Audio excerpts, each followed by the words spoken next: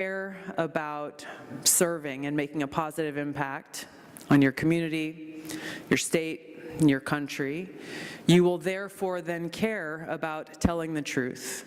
You will care about standing up for what is right. And the courage that we see, especially in this vitriolic political environment that we are in, that courage is necessary because of the radical responses that we all get when we do very simple common sense things like stand up for the truth and speak the objective truth. And obviously the foremost example, and the one that's been really gratifying to see the progress around, is the truth of the biological difference between men and women and girls and boys, and that, you know, girls should be able to play sports against girls. It's a perfect case study. I think the fundamental issue is so much greater than this example, because this whole fight and this whole challenge is impacting a generation.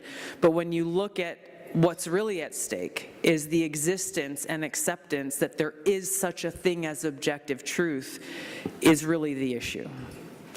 And so this is the current fight over this, and the progress that's been made here in the US and around the world with a lot of these international sporting entities is truly incredible. But it all drives down to the implications of what happens when we live in a society that rejects the existence of objective truth. It erodes and removes the guardrails that must exist in our society, that there is such a thing as truth, that we expect our lawmakers and our leaders to understand that there is such a thing as truth, that we expect our media to understand that there is such a thing as truth. How does a journalist, a true, honest journalist, which is a rare breed these days, I know we have a few in the room, thank you for being here,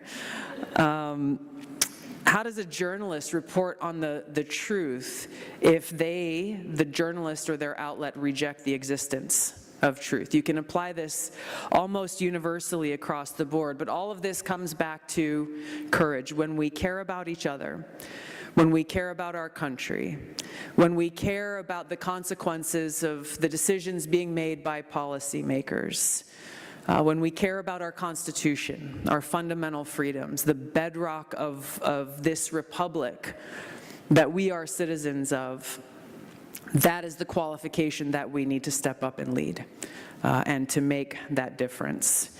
I went through my own version of facing these constant challenges and questions in the ways that I have tried to and chosen to serve over the last few decades, where people constantly told me, you are too young, you are not qualified, you don't have an Ivy League degree, you don't have a degree at all back in the day. But I'm grateful to my parents for this. They homeschooled us. I'm the fourth of 5 kids. They instilled this ethic of service and being the solution to a problem that you see, that no matter the detractors who came my way, even those who meant well, who said, oh, you know, you're too young to run for Congress. I was 31 at the time. You're too young to run for Congress. You know, the other guy who's running, he's got all the money, he's got all the endorsements, he's gonna win, just like hang back and try again in 20 years. And they thought they were giving me good advice and were being helpful, and I smiled, and this is Hawaii, so I said thank you, aloha, and then proceeded to ignore their very helpful feedback. But they were looking at all of the wrong things. They were looking at what they viewed as like the political resume, the political establishment requirements, rather, and fundamentally forgetting the most important thing, which is we step up to serve the people, period. And in my race for Congress, that was the big difference. I was running against a candidate who was highly funded, had all the endorsements, near 100% name recognition. He had just run a statewide race and lost. And my seat was essentially a statewide seat.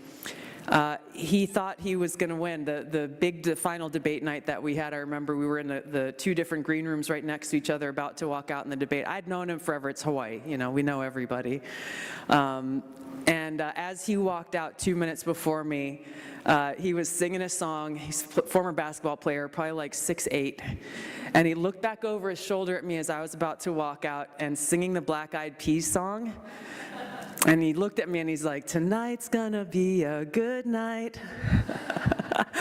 And I smashed him in the debate.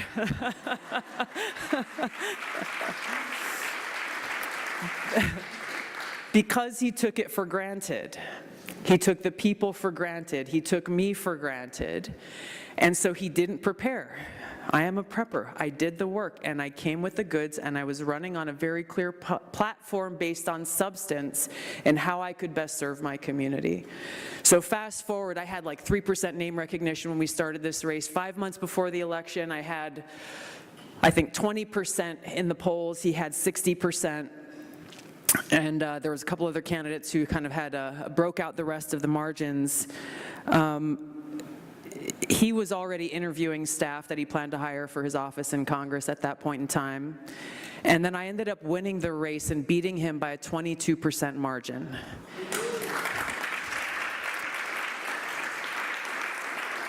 We spent the same amount of money, but arguably on paper, he was the candidate who was definitely going to win.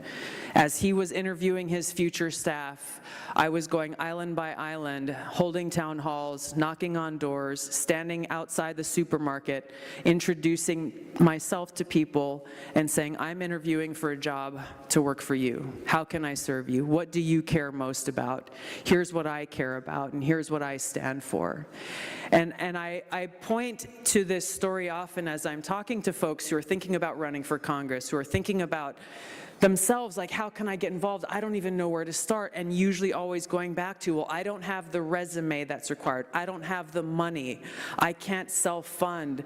I don't know how to pick up the phone and call a donor to ask for support. And I tell them my story because it's a real one, because that was me. That was me. And when we focus on having that servant's heart, guiding us, inspiring us, giving us that courage every single day, and focusing on those who we are trying to serve and positively impact, this goes back to the vision that our founders had for our country, truly. How do we have a government of, by, and for the people? We have real people, not those who've been handpicked by the powers that be. We have real people who care and who want to serve, who are stepping up and responding to one of my favorite verses in the Bible from Isaiah 6:8, when the Lord says, "Whom shall I send? Who will go for us?" Think, "Here I am, Lord, send me." He didn't ask for a resume. He didn't say, "Well, are you qualified?" He said, "Who will go for us?" He said, "Here I am, send me." And that, to me, is the fundamental question. It's one that I ask and reflect on myself on a daily basis, is how can I best serve? How and where can I make that most positive impact? And continuously reflecting on that throughout my life has taken me in a lot of different interesting directions. It's taken me in different political positions. I started out in the State House when I was 21 years old, and then to Congress. When I got elected to Congress, the Democratic Party somehow, they rolled out the red carpet. I was named the rising star. CNN was talking about who was going to play me in the movie. True story. I was like, I don't know what's going on here. Vogue magazine wanted to do a spread and like all of this stuff. And I was like, this is interesting. How can I use this? Any of these opportunities as a platform to be able to make the positive impact that I wanted to make. The problem with them was they really thought I was going to be a puppet for them, and that whatever they were dangling in front of me was somehow going to entice me into allowing them to control what I was there to do. It didn't last long. Within a few months, then President Obama he was coming to Congress and wanted to start a new war in the Middle East, this time in Syria, and I was the first Democrat, that's maybe the only, I don't remember, but the first Democrat who came out publicly and opposed his request and gave very specific reasons why. I was on the House Foreign Affairs Committee at the time that were based on my own experience of having deployed to the Middle East twice and understanding the implications of what he was asking Congress to approve, and the fact that the very most basic questions that we should always ask, especially when you're talking about sending our men and women in uniform into harm's way, is what is the objective? At that time, John Kerry was the Secretary of State, and he came before the committee, and I came in with an open mind saying, hey, if this is something we have to do to secure our nation, we have to take a hard look at it. But when I asked what was the objective, they said, oh, well, we want to go in and deliver a punch in the gut to the Syrian regime. Not a pinprick, not a decapitation, we want to deliver a punch in the gut. It's like, okay. That's not a clear objective. How does that serve our best interests as a country? How does that secure our nation? How does that make the American people more safe? And what's the plan, I asked, when they punch back or their friends punch back? Oh, we don't think they will. Like, also not a good plan. We don't think they will. But my taking that step and asking the tough questions, doing the work, and coming out and in opposition to President Obama's request at that time, the red carpet was quickly rolled up, taken away. I got a very quick call from the White House saying, how dare you go against your president? They had no questions and no statements to make about the substance of the issues and questions that I had raised. And that was the first of many examples that would follow over the 8 years that I was in Congress, where I realized that they weren't actually interested. You know, they made a big deal. I'm a veteran. I deployed twice to the Middle East. They weren't actually interested in hearing what I had to say or drawing on the experience that I had. And ultimately, it became about their own partisan politics. It became evident again, you know, the Democratic Party used to call themselves the party of women, the party that champions women. I found out at a number of women's events that they only like a certain kind of woman that will say certain things, and had no problem dismissing other women candidates, women of color. I experienced this a lot when I ran for president in 2020. There was a forum where they had all of the female candidates there, and it was called She the People. The Washington Post covered the event, and I was not mentioned anywhere in the article. And so I had my press person call them up. They're like, hey, Tulsi was there. He's like, yeah, I know. It's like, okay, so like, why wouldn't you report all of the female candidates that were there? He's like, I have no obligation to do so.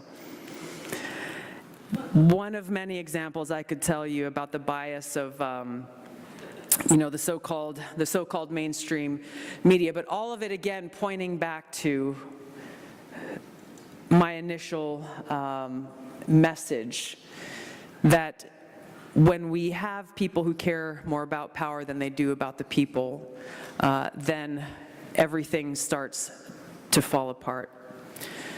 We've got tremendous leaders now, and I give so much credit to President Trump and the cabinet that he's assembled, really hand-selecting people to lead each of these different agencies and saying, okay, I'm giving you this privilege of service and giving you this responsibility to lead. Now go out and deliver results. And as you all know, the man does not rest.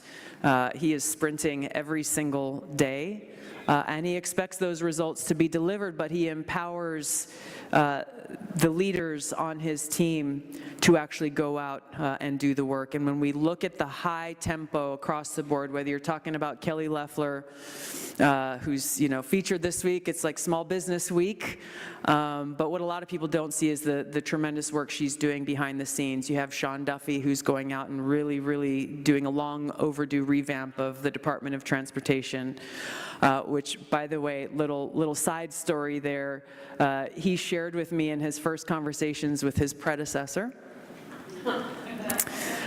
Pete Buttigieg. They're doing a handoff, and Pete told Sean Duffy, he's like, don't worry about it, the organization basically runs itself. But you look at what Sean has done. Sean and Rachel are great friends, but you look at what Sean has done, what he has uncovered with the infrastructure that we all rely on just to travel across the country, the safety of Americans. And you look at what happens and the difference when you have leaders who care and who are leaning into that mission of service, focusing on that mission every single day versus those who are in it just for the optics or just for the resume bullet. And that's where IWF has done and continues to do such tremendous work in bringing up and supporting and empowering leaders across the country. Last 2024, I had the opportunity in the fall to go. I was in Reno and went to watch one of the girls' volleyball games there. And this was one of the teams that was taking a very principled and courageous stand to not play against any of the volleyball teams that had a biological male on the women's team. And it was so cool just to be there, to offer our support. Mark Wayne Mullen was there with me to offer our support to these young women. And then to see them, we invited some of them, this was right before the Madison Square Garden rally, the big Trump rally, and to then see them go on and start doing media interviews, and to see them then go on and start to do things they never ever thought that they'd be capable of doing, and seeing how they, along with Riley Gaines and all of these incredible young women, really demonstrated the power of their voice and their personal experience that helped to trigger and inspire truly historic change that we're continuing to see unfold. And that's really where, when we look at the opportunity that all of you, whether you're donors or supporters or you're candidates or those who are working on policy issues on the Hill, while we may not see results as quickly as we would like, this is a moment that requires all of us to not only look at ourselves in the mirror every day and say, how can I do more? How can I be a part of the solution? But in doing so, recognize that the decisions and the actions that we take, whether we realize it or not, are inspiring others to do the same. Where they may say, if she can do that, maybe I can too. I've been grateful to have experienced this over and over and over again, and to help be that supporting voice, to encourage people to step outside of their comfort zone, to not be afraid of that discomfort, and to remain truly rooted in a spiritual foundation, and recognizing the great responsibility that we have. People don't believe me when I tell them this, but my younger sister would attest to it. But growing up, fourth of five, my head was buried in books. I did martial arts, I was surfing, but I was extremely shy and am a textbook introvert. And so when I first decided to run for office in Hawaii when I was 21, I will never forget the first speech I gave. It was in an elementary school cafeteria in Waipahu on the island of Oahu, and I had to give a 3-minute speech telling people, this is who I am, this is why I'm running. Seems pretty simple. I felt so sick leading up to that. I was standing outside that cafeteria door. They had all these candidates going through, and sweating beyond belief. I had borrowed my mom's dress to wear at this, And I don't remember anything that I said, to be honest, but I did not walk out. I did what I had to do. I did not walk out of there thinking like, easy, I got this. It took years of knocking on doors and experiencing those nerves, experiencing that fear, that anxiety, that insecurity, not once, not twice, but every single day as I knocked on thousands of doors in that district, every single day. And after each conversation, realizing like, oh God, that was so nice. They were such a nice person. What's the problem? And then all of the anxiety comes back in like, oh, the next one's gonna be the tough one. Then the next one, then the next one. And ultimately, I had to confront this because it was not productive. And I had to figure out a way through it. And I definitely, learned the hard way. But I had to ask myself, like, what's your problem? What are you so afraid of? Why is this causing you so much anxiety? And what I realized was that all of my fears and anxiety were ultimately coming from a pretty selfish place of like, what if I look stupid? What if they ask me a question I don't know the answer to? What if I don't say the right words? But in all of my own responses to that, it was all about I. That word was repeating itself way too much, especially given what I was there to do. And my mission was, how can I serve you? What can I do for you and your family? Tell me about your concerns. And so when I talk about a spiritual foundation, for me that was a spiritual realization that my aim and my goal and my purpose is to try to be of service to God. And how best to serve God than to be of service to God's children and to try to make that positive impact. And it changed everything for me. From where I used to walk into a room like this, just like, nobody talk to me, I'm just gonna stand in the corner and, do what I gotta do and then I'm gonna leave. But instead of that, being able to walk into a room like this and recognize like, hey, I have the opportunity to share a kind word, to share respect, to share thanks, to maybe share a story that might encourage someone else and see what can I offer and how can I make a positive impact, even if I'm only having an interaction with someone for 30 seconds. That could be the thing that changes that person's outlook or causes them to ask a question or may have that positive impact.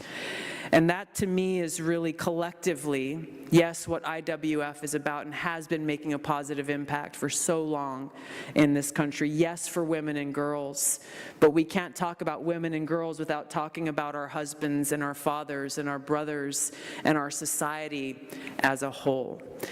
And so I've personally gone through my own journey and learned the hard way and run into a bunch of brick walls.